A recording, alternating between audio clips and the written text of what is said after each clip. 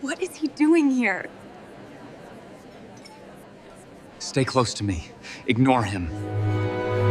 Natalie Cooper balanced 3 plates on her left arm while carrying a tray of cocktails in her right hand. The elegant dining room of Meridian Heights restaurant. It's glittered with crystal chandeliers and wealthy patrons who never glanced twice at the servers weaving between tables. She had perfected the art of invisibility over the past 2 years, becoming just another face in the background of other people's glamorous lives. At 26 years old, Natalie had once dreamed of opening her own bakery. She had studied culinary arts with passion, spent countless hours perfecting recipes, and saved every penny toward her goal. But life had other plans. Her mother's cancer diagnosis 3 years ago changed everything. The medical bills consumed her savings like a wildfire through dry grass.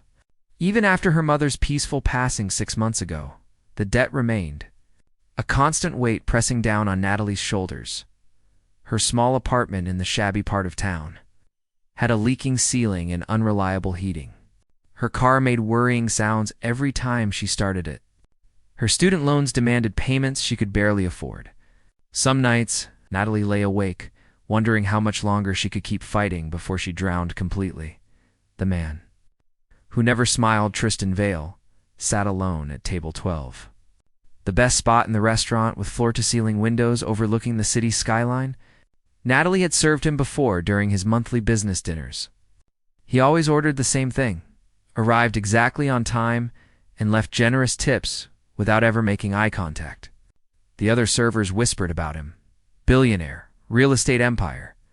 34 years old and worth more money than most people could imagine. Handsome in a sharp, dangerous way that made hearts flutter and common sense disappear. But Natalie noticed something the others missed. Behind those intense green eyes and perfectly composed expression, Tristan Vale looked profoundly lonely. She recognized that look because she saw it in her own mirror every morning. Tonight, he sat nursing an expensive whiskey, his jaw tight with obvious tension. His dark hair was slightly disheveled, as if he had been running his hands through it. His designer suit probably cost more than Natalie made in 6 months. But he wore it like armor rather than fashion. An unexpected proposition, Natalie approached his table with practiced professionalism. Good evening, Mr. Vale. Can I get you anything else this evening? For the first time in all the months she had served him, Tristan actually looked directly at her. His gaze was so intense that Natalie almost took a step backward. He studied her face with an expression she could not quite read. What's your name? His voice was deep and controlled, the voice of someone accustomed to giving orders and having them followed. Natalie, sir? Sit down, Natalie. She blinked in surprise. I'm sorry, but I'm working. I could lose my job if my manager sees me sitting with a customer. Tristan pulled out his phone and made a quick call. 30 seconds later, her manager appeared, looking flustered and eager. Natalie, please join Mr. Vale. Take all the time you need. Confused and slightly nervous, Natalie lowered herself into the chair across from the billionaire. Up close, she could see the fine lines around his eyes, the shadow of exhaustion beneath his confident exterior. I have a problem, Tristan began without preamble. My family is traditional, overbearing, and convinced that I need to settle down. For the past 5 years, they have paraded every eligible woman in our social circle in front of me. My grandmother has now issued an ultimatum. Bring someone serious to the family Christmas gathering, or she will redistribute her shares in the company to my cousins who are actively trying to undermine everything I have built. Unsure why he was telling her this, Tristan continued, his green eyes never leaving hers. I need someone to pretend to be my girlfriend for 1 week. 5 days at the family estate in Vermont, through Christmas Day, someone genuine. Someone they will believe has actually captured my interest. Someone completely outside my usual world. Understanding dawned, and Natalie felt her heart begin to race. You want me to pretend to be your girlfriend? I will pay you $200,000. The number hit Natalie like a physical blow. $200,000. She could pay off every debt, start her bakery, build the life she had always dreamed of. But the idea terrified her. She was a waitress from the poor side of town. How could she possibly convince wealthy, sophisticated people that someone like Tristan Vale would choose someone like her? Mr. Vale, I appreciate the offer, but I don't think I could pull it off. I don't know anything about your world. I would make mistakes. They would see through the act immediately. The contract and the warning. Tristan leaned forward. And Natalie caught the scent of his cologne, something expensive and masculine that made her pulse quicken. That's exactly why you are perfect. My family is tired of polished socialites who care only about my money and status. They want to see me with someone real, someone with substance and warmth. You have both. He reached into his jacket and pulled out a document. I had my lawyers draw up a contract. Everything is outlined clearly. You will accompany me to Vermont for 5 days. You will play the role of my devoted girlfriend. I will provide everything you need, including wardrobe, jewelry, and coaching. In return, you receive $200,000, half up front and half when we return. Natalie's hands trembled as she looked at the contract. This was insane, reckless, potentially disastrous. But when she thought about her overdue rent, her failing car, her impossible debt, she knew she had no real choice. There's one condition you need to understand clearly, Tristan said, his voice dropping lower. This is purely business. We will act affectionate in front of my family, but the moment we are alone, we maintain professional boundaries. I am not looking for romance, Natalie. I don't believe in love. I have seen what it does to people, how it destroys their judgment and ruins their lives. Can you handle keeping this strictly transactional? Natalie met his gaze and saw the walls he had built around himself, walls that probably took years to construct. Something in her heart whispered a warning that she chose to ignore. I understand, Mr. Vale. This is just business. Call me Tristan when we are alone. We need to appear comfortable with each other. He extended his hand across the table. Do we have a deal? Natalie hesitated for only a moment before placing her hand in his. His grip was warm and strong, and when their skin touched, she felt an electric current run up her arm. We have a deal. Tristan's expression remained unreadable, but something flickered in his green eyes, something that looked almost like regret. Good. Be ready tomorrow at 9 in the morning? Bring nothing. I will provide everything you need. And Natalie, one more thing. Yes. Don't fall in love with me. I will only break your heart. The black limousine arrived at Natalie's apartment building at exactly 9 in the morning. She had barely slept, her mind racing with doubts and second thoughts about the agreement she had made. But when she checked her bank account and saw the first deposit of $100,000, the reality of the situation hit her with full force. This was actually happening. Tristan emerged from the vehicle wearing dark jeans and a charcoal sweater that emphasized his broad shoulders. He looked less like the intimidating businessman from the restaurant and more like a dangerously attractive man. Natalie felt her breath catch as he approached her building entrance. Ready? He asked, his tone neutral, but his eyes assessing her carefully. As ready as I'll ever be, Natalie replied, gripping her small overnight bag. Tristan gently took the bag from her hands. I told you to bring nothing. Everything has been arranged. He guided her into the limousine where garment bags and shopping boxes filled the opposite seat. We have a 3-hour drive to the estate. You'll change along the way. Inside one of the boxes, Natalie found clothing more expensive than anything she had ever touched. Cashmere sweaters and soft creams and deep burgundies. Designer jeans that fit like they were made for her body. A stunning emerald dress for the Christmas Eve dinner that shimmered like captured starlight. Shoes, accessories, even delicate jewelry that looked like family heirlooms. How did you know my sizes? She asked, running her fingers over the luxurious fabrics. I'm observant, Tristan replied, his attention seemingly focused on his laptop. And I have excellent resources. As the limousine wound through snowy landscapes, Tristan began coaching her on his family dynamics. His grandmother Victoria was the matriarch, sharp-minded and impossible to fool. His younger sister Bethany was warm but perceptive. His cousin Gerald was ambitious and resentful, constantly looking for ways to undermine Tristan's position in the company. Various aunts, uncles, and extended family members would all be watching, judging, analyzing. The key is subtle affection, Tristan explained, finally looking up from his work. Not overdone, but natural. Like we're comfortable together? He reached across the seat and took her hand, his thumb brushing across her knuckles. The gesture was casual, but Natalie felt heat spread through her entire body. Like this, he continued. They need to see that I touch you without thinking about it, that physical contact between us is normal and easy. Natalie swallowed hard, trying to ignore how perfectly her hand fit in his. What about our story? How did we meet? The truth, mostly. You were my server at Meridian Heights. I was captivated by your genuine kindness and intelligence. We started talking, and I pursued you despite our different backgrounds. My family will appreciate the romance of it. The Vale family estate appeared through the snow like something from a Christmas movie. The massive stone mansion sprawled across manicured grounds, decorated with thousands of white lights that made the whole property glow. Towering pine trees lined the circular driveway, their branches heavy with fresh snow. Natalie had never seen anything so beautiful or so intimidating. Breathe, Tristan said quietly, sensing her panic. You belong here because you're with me. Remember that.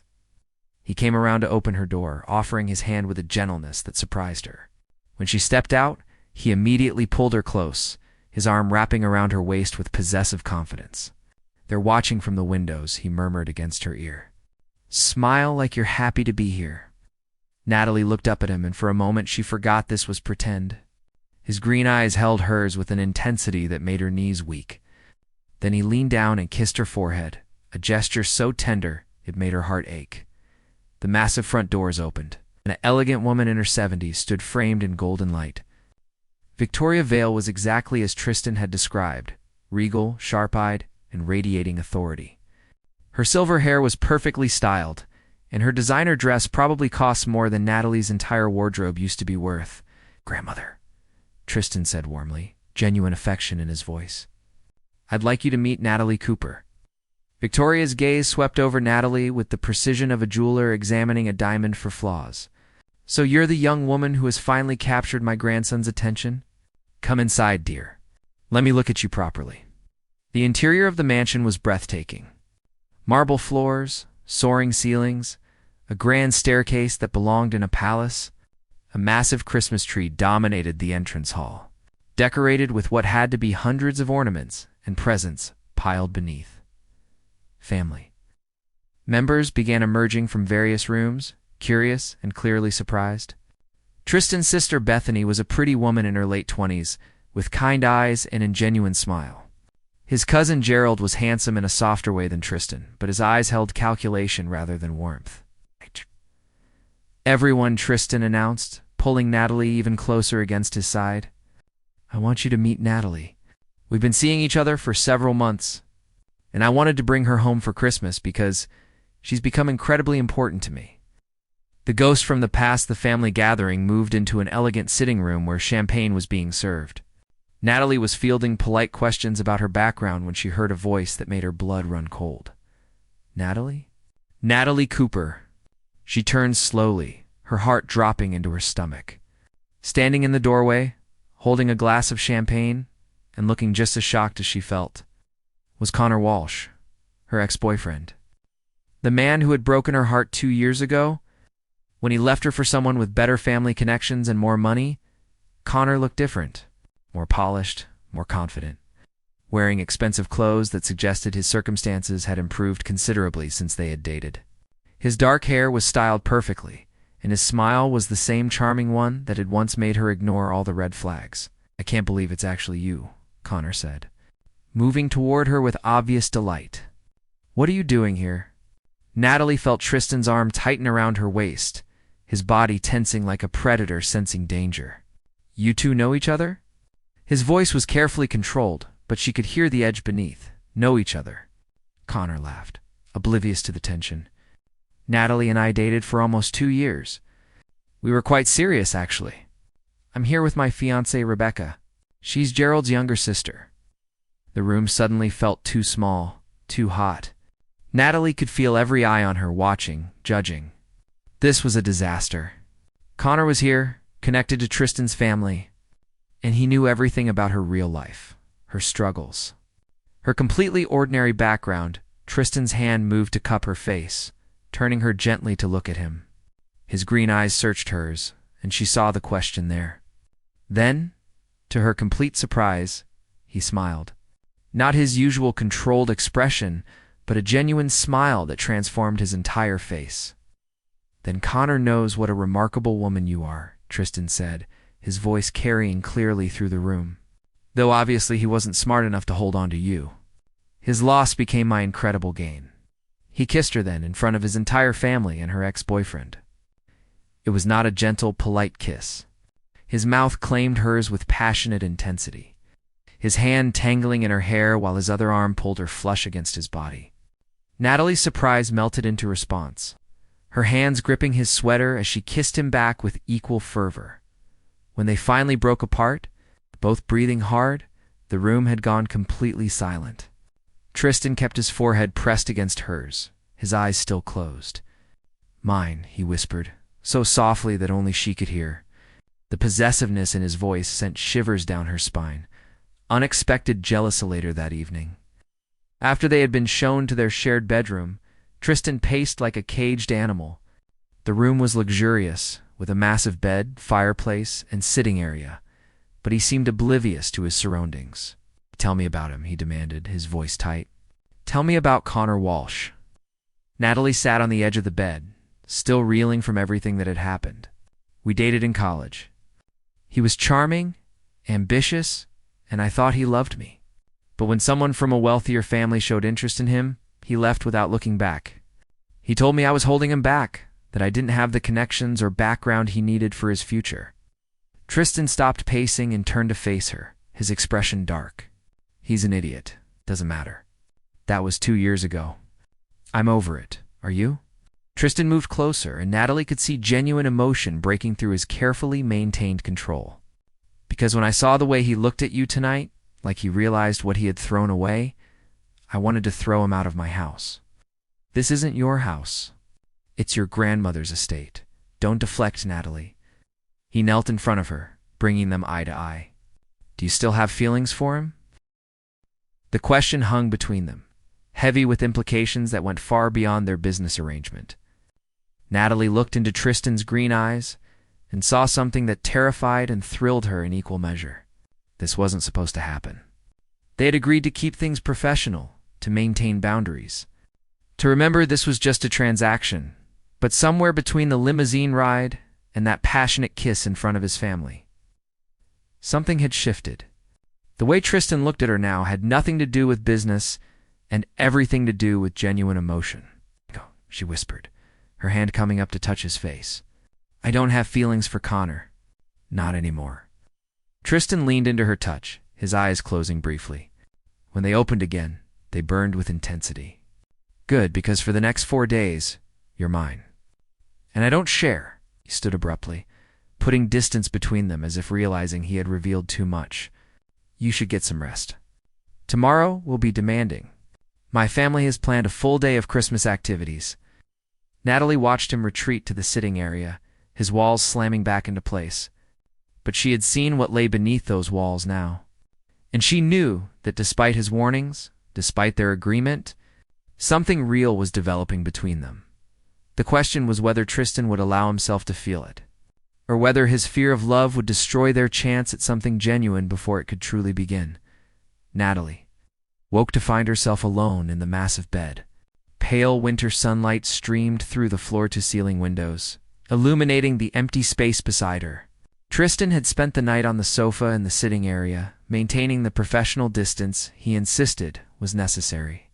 But when she found him now, standing by the window with a cup of coffee, the exhaustion on his face suggested he had slept as poorly as she had. "Good morning," she said softly. Wrapping herself in the luxurious robe she had found in the closet, Tristan turned, and for just a moment before his mask fell back into place, she saw a raw vulnerability in his expression.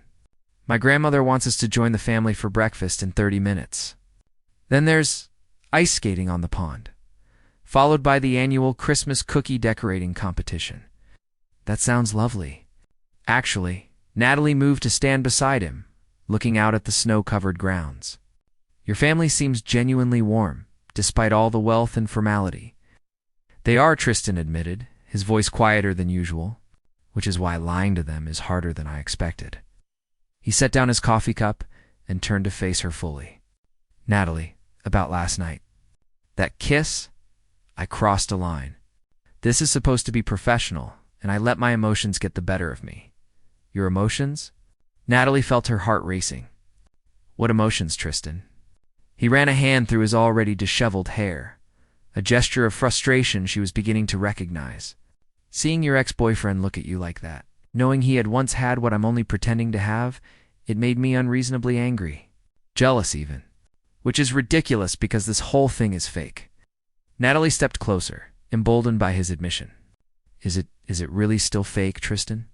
Before he could answer, a sharp knock interrupted them. Bethany's cheerful voice called through the door, "Lovebirds. Breakfast in 20 minutes. Don't make me come in there and drag you out." The Christmas gathering in the dining room was a scene of organized chaos. Long tables groaned under platters of food while family members laughed and talked over each other. Natalie found herself seated between Tristan and his grandmother Victoria, who watched her with those sharp, assessing eyes. "So, Natalie," Victoria began, buttering a croissant with precise movements, "tell me how you really met my grandson. And please, spare me the sanitized version. I'm old, not stupid." Natalie glanced at Tristan, who gave her a barely perceptible nod. "I was his server at Meridian Heights restaurant. I had served him several times over the months, and one evening he asked me to sit down and talk with him. It was unexpected and honestly terrifying at first." "And what made you say yes to dating a man so far outside your social circle?" Victoria's question was direct but not unkind. He looked lonely. Natalie answered honestly, the truth spilling out before she could stop it. "Behind all the success and confidence, I saw someone who was just as isolated as I felt. It sounds foolish, but I recognized something of myself in him." Victoria's expression softened almost imperceptibly. "That doesn't sound foolish at all, dear. That sounds like the beginning of something real." Across the table, Connor kept trying to catch Natalie's eye, his expression troubled. His fiancée Rebecca seemed oblivious, chattering away about wedding plans. But Natalie noticed the way Connor's gaze lingered on her, the regret clearly visible on his face. Tristan noticed too. His hand found Natalie's under the table, fingers intertwining with hers in a gesture that felt far more genuine than their agreement required. Confrontation on the ice, the pond behind the estate had been cleared for skating, and the family gathered bundled in expensive winter wear. Natalie had never ice skated before, and she clung to Tristan's arm as he guided her onto the ice with surprising patience. "I've got you," he murmured, his arms solid around her waist. "I won't let you fall." They moved slowly across the ice, and Natalie found herself laughing as she struggled to maintain balance. Tristan's rare smile appeared, transforming his usually serious face into something breathtakingly handsome. For a moment, surrounded by falling snow and twinkling lights, Natalie forgot this was supposed to be pretend. "Natalie, can I talk to you for a moment?" Connor had skated up beside them, his expression earnest. Tristan's grip on her tightened immediately, but Natalie placed a calming hand on his chest. "It's okay. Just give us a minute." Reluctantly, Tristan skated away, though he positioned himself close enough to intervene if needed. His protective instinct was obvious. Natalie felt a warm flutter in her chest at the evidence that his feelings extended beyond their arrangement. "Natalie, I made a terrible mistake," Connor began, his voice urgent. "Leaving you was the biggest regret of my life. Seeing you here, seeing how incredible you look, how you've grown into this confident, beautiful woman, it's made me realize what I threw away. Connor, you're engaged. To Rebecca, Tristan's cousin's sister. I know, but I don't love her. Not the way I loved you. We could try again. You don't belong in this world of billionaires and mansions. You're going to get hurt, Natalie. Men like Tristan Vale don't end up with women like us. He's using you for something, I can tell." The words stung because they echoed Natalie's own fears. But before she could respond, Tristan was there, moving between them with controlled fury. "That's enough," Tristan said, his voice dangerously quiet. "Natalie is with me because I pursued her, because I recognized something extraordinary that you were too blind and selfish to appreciate. You had your chance and you destroyed it when you decided her worth was measured by her bank account and family connections. Connor's face flushed red. This is rich coming from you. Everyone knows Tristan Vale doesn't do relationships. How long before you discard her like every other woman who's tried to get close to you? Tristan's jaw clenched, and Natalie saw him struggling with emotions he usually kept locked away. She stepped forward, placing herself between the two men. Connor, what we had is over. It ended 2 years ago when you chose ambition over authenticity. I'm not the same person I was then, and frankly, neither are you. She turned to Tristan, seeing past his anger to the uncertainty beneath. And Tristan is nothing like you described. He sees me, the real me, and that's worth more than any guarantee of forever. The Christmas Eve crisis, the evening began with magical perfection. The entire estate glowed with candlelight, and the Christmas tree in the great hall seemed to touch the ceiling. Family members gathered in formal attire for the traditional Christmas Eve dinner. Natalie wore the emerald dress Tristan had chosen, and the way his eyes darkened when he saw her made her feel beautiful in a way she had never experienced before. Dinner was an elaborate affair, with multiple courses and flowing champagne. Tristan kept her close, his hand frequently finding the small of her back or her knee under the table. The touches felt natural now, necessary even. Natalie caught herself leaning into him without thinking, seeking his warmth and presence. After dinner, Victoria stood to make a toast. Family, she began, her voice carrying through the room. Christmas is about many things, but primarily it's about love and honesty. It's about being true to ourselves and to each other. Her sharp gaze landed on Tristan and Natalie, which is why I must address something that has been troubling me. Tristan, I've watched you closely over the past 2 days. I've seen the way you look at this young woman, the way you touch her, the way you protect her. But I've also seen the fear in your eyes. The room fell silent. Tristan's hand tightened on Natalie's, and she could feel the tension radiating through his body. Victoria continued, her expression softer now. I issued that ultimatum about bringing someone serious too. Christmas because I was worried about you becoming like your father. Brilliant, successful, but alone and emotionally closed off. But I can see that Natalie has already begun breaking through those walls you've built so carefully. She paused, setting down her champagne glass.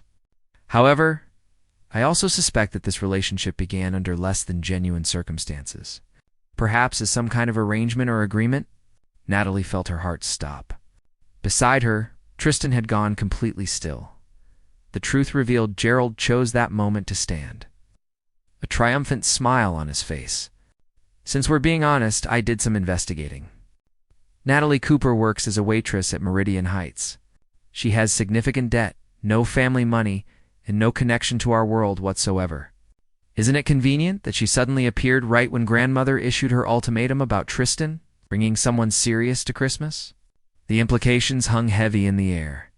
Natalie felt tears burning behind her eyes, shame flooding through her. She started to stand, to flee, but Tristan's hand on her arm stopped her. You're absolutely right, Tristan said, his voice clear and steady. I hired Natalie to pretend to be my girlfriend. I offered her money to come here and act like she cared about me. It was a business transaction, pure and simple. Gasps echoed around the room. Victoria's expression showed disappointment rather than anger. Bethany looked heartbroken, but Tristan wasn't finished. He stood, pulling Natalie to her feet beside him. That's how it started. But somewhere between the contract and this moment, something changed. I changed. He turned to face Natalie, and she saw everything in his eyes. All the walls were down, all the protective barriers demolished. I spent years convincing myself that love was weakness, that emotional connection was a liability in business and in life. I watched my father die alone and promised myself I would never be vulnerable enough to be destroyed by caring too much. His hand came up to cup her face with infinite gentleness. But then I met a woman who looked at me and saw past the money and the power to the lonely man underneath. A woman who showed me that strength isn't about building walls, it's about having the courage to let them come down. A woman who made me want to be better, to feel more, to risk everything I've protected so carefully. Tears were streaming down Natalie's face now. "Tristan, I'm in love with you, Natalie Cooper," he said, his voice breaking with emotion. "Completely, terrifyingly in love with you. This stopped being pretend the moment I kissed you and realized I never wanted to stop. The moment I saw your ex-boyfriend and wanted to fight for you. The moment I understood that having you in my life, really in my life, was worth more than any business deal or family approval." He dropped to one knee, and the room erupted in shocked murmurs. From his pocket, he pulled a small velvet box. "This isn't part of any arrangement. This is real. Natalie, will you marry me? Not for money, not for show, but because I love you and I want to spend the rest of my life proving that love can be the greatest strength of all." Natalie looked down at the man who had hired her to fake a relationship and instead had given her something genuine. She saw the fear in his eyes, the vulnerability of laying his heart bare in front of everyone he knew. She thought about the contract, the agreement, the purely transactional beginning. And then she thought about the man who had held her hand through her nervousness, who had defended her against her ex-boyfriend, who had slowly revealed the beautiful, damaged heart beneath his cold exterior. "Yes," she whispered, then louder. "Yes, Tristan. I love you too. I think I started falling for you the moment you told me not to, which probably should have been my first clue about how stubborn my heart can be." He stood and kissed her with such tender passion that the room erupted in applause. Even Victoria was wiping tears from her eyes. A new beginning later that night. Alone in their room with the fire crackling softly, Tristan held Natalie close on the sofa, where he had tried so hard to maintain distance just nights before. "I meant what I said," he murmured against her hair. "Every word. Though I should probably mention that the ring is real, and you're keeping all the money we agreed upon. Consider it payment for putting up with my emotional unavailability and terrible communication skills." Natalie laughed, the sound light and joyful. "I don't want the money, Tristan. I want you. The real you, walls down, heart open. You have me," he promised, tilting her face up to meet his gaze. "Completely and forever. Though I should warn you, I'm new at this whole love thing. I'm probably going to make mistakes, and we'll make them together," Natalie said, kissing him softly. "And we'll figure it out as we go, because that's what real love is. Not perfect, not transactional, but genuine and worth every risk." Outside, snow began to fall again, covering the estate in fresh white perfection. Christmas morning would bring new traditions, new beginnings, and the start of a love story that had begun with a desperate deal but had transformed into something neither of them had expected to find. Tristan had hired Natalie to fake a relationship, but in the end, she had given him something far more valuable.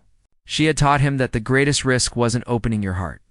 It was keeping it closed and missing out on the extraordinary possibility of real, transformative love. And as they sat together watching the fire, two people from completely different worlds who had found common ground in loneliness and discovered connection in honesty, they both knew that this Christmas would be remembered not for the deception that brought them together, but for the truth that would keep them together forever. The end.